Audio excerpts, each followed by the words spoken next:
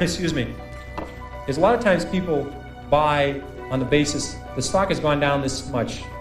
How much further can it go down? I remember when Polaroid went from 130 to 100, people said, here's this great company, great record. If it ever gets below 100, just buy every share. And it did get below 100. A lot of people bought on that basis, saying, look, it's gone from 135 to 100. It's now 95. What a buy. Within a year, it was 18. And this is a company with no debt. This is a company that was just so overpriced, it went down. I did the same thing in I think my first or second year at Fidelity. Kaiser Industries had gone from $26 a share to 16. I said, how much lower can it go? It's 16.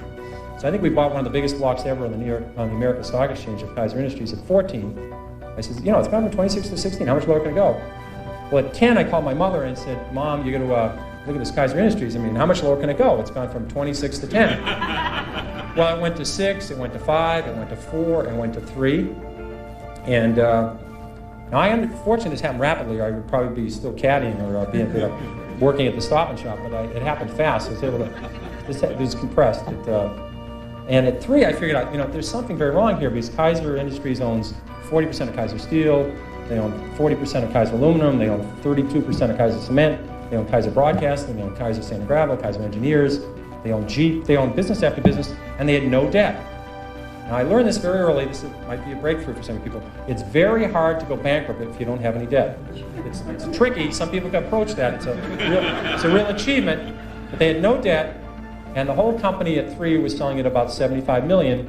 At that point, it was equal to buying one Boeing 747. I said, there's something wrong with this company selling for $75 million. I was a little premature at 16, but I said, everything's fine, and eventually this will work out.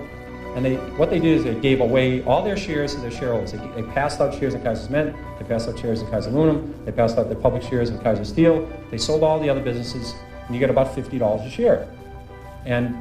But if you didn't understand the company, if you were just buying on the fact the stock had gone from 26 to 16, and then it went to 10, what would you do when it went to 9? What would you do when it went to 8? What would you do when it went to 7? This is the problem that people have, is they sell stocks because they didn't know why they bought it, then it went down, and they don't know what to do now. Do you flip a coin? Do you walk around the block? What do you do? Psychiatrists haven't worked so far. I've never seen them running in. The psychological psychiatry fund I've never seen listed with the SEC to make it through as a mutual fund. So they haven't seemed to help. I've tried prayer. That hasn't worked. So if you don't understand the company, you have this problem when they go down. Eventually, they always come back. This one doesn't work either. People think RCA just about got back to its 1929 high when General Electric took it over. A lot of double knits never came back. Remember those beauties?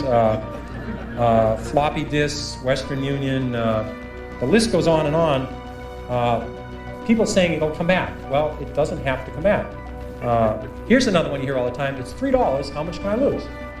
I've had people call me up saying, I'm thinking of buying the stock at 3. How much can I lose? Well, again, you may need a piece of paper for this, but if you put if you put $20,000 in the stock at 50, or your neighbor put $20,000 at 50 into the stock, and you put $20,000 in at 3, and it goes to 0, you lose exactly the same amount of money, everything. And people say it's 3. How much can I lose? Well, if you put $1 million on it, you can lose $1 million. Just the fact that stock, this may be a reason to research a stock. The fact that stock is 3 down from 100 doesn't mean you should buy it. And in fact, short sellers, people that really make money in stocks, they don't short Walmart, they don't short Home Depot, they don't short the great companies, Johnson & Johnson. They short stocks down from 80 to 7.